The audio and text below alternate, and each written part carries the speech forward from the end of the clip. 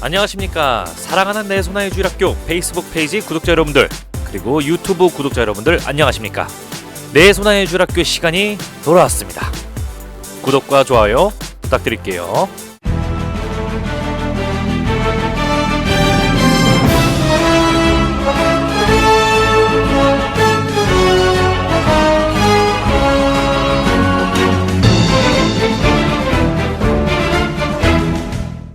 아도니아와 그를 따랐던 요압 장군, 시므이, 에브야타르 등 반솔로몬 인사들이 모두 제거되자 솔로몬 왕 아래의 이스라엘 왕국은 하나로 뭉쳐 굳건해집니다.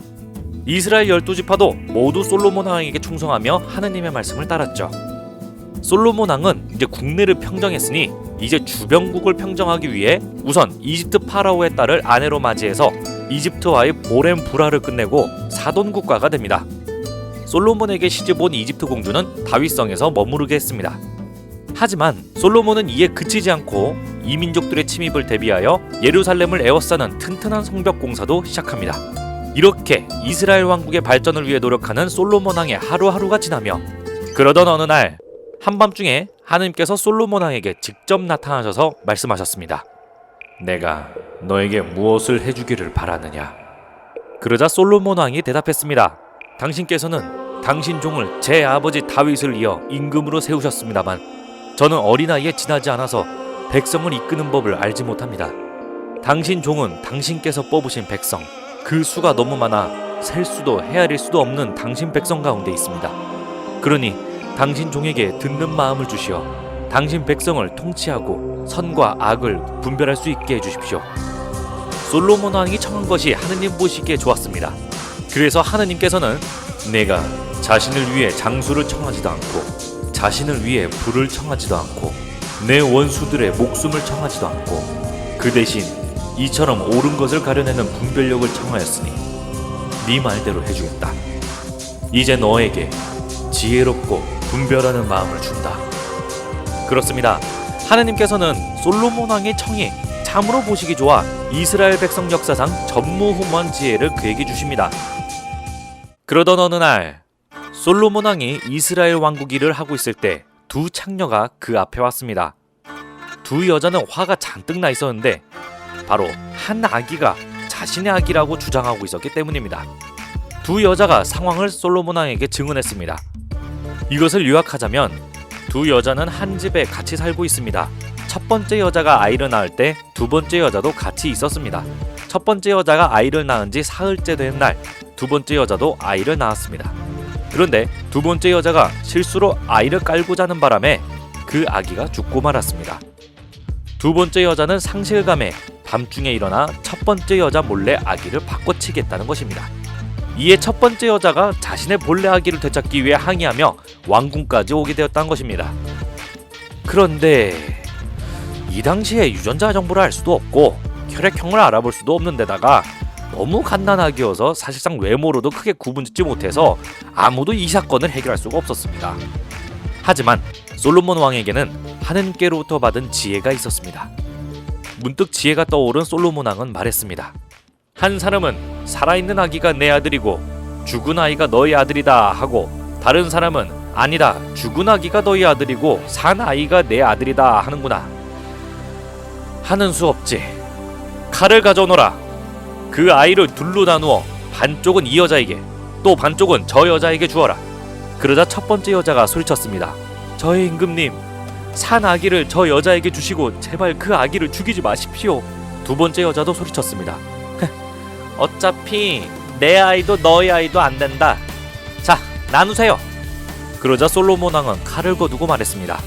산 아기를 죽이지 말고 첫 번째 여자에게 내주어라.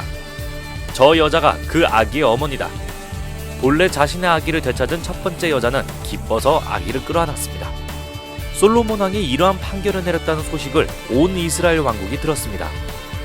이에 솔로몬 왕에게 하느님의 지혜가 있어 공정한 판결을 내린다는 것을 알고 솔로몬 왕을 경외함과 동시에 두려워하게 되었습니다.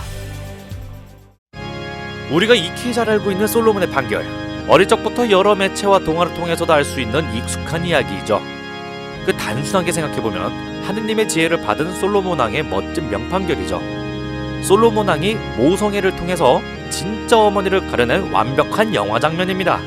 하지만 여기서 숨은 교훈은 바로 두 여자가 익히 알고 있는 것과는 달리 창녀라는 점, 그리고 그 두 창녀가 한 명은 모성애를 통해 어머니가 되었지만 다른 한 명은 성장하지 못하고 그대로 멈추었다는 것입니다.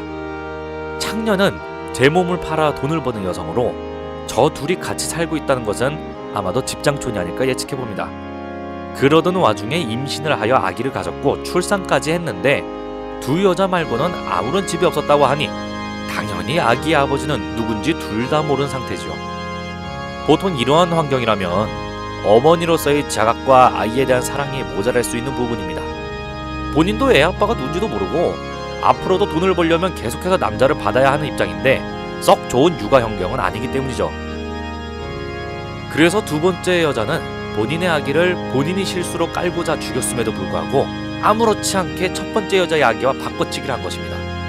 또한 솔로몬 왕이 아기를 칼로 갈라 죽이겠다고 한 말에 실제로 크게 신경 쓰지 않는 모습을 보이기도 했죠. 하지만 첫 번째 여자는 앞서 설명한 창녀와는 달리 아기의 실제 어머니로서의 보호로 아기를 죽이지 말고 두 번째 여자에게 차라리 내어주라고 솔로몬 왕에게 부탁한 것입니다.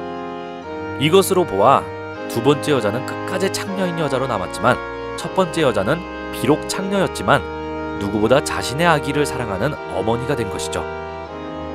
우리는 모두 어머니의 태안에서 생겨나 어머니를 통해 세상에 태어납니다.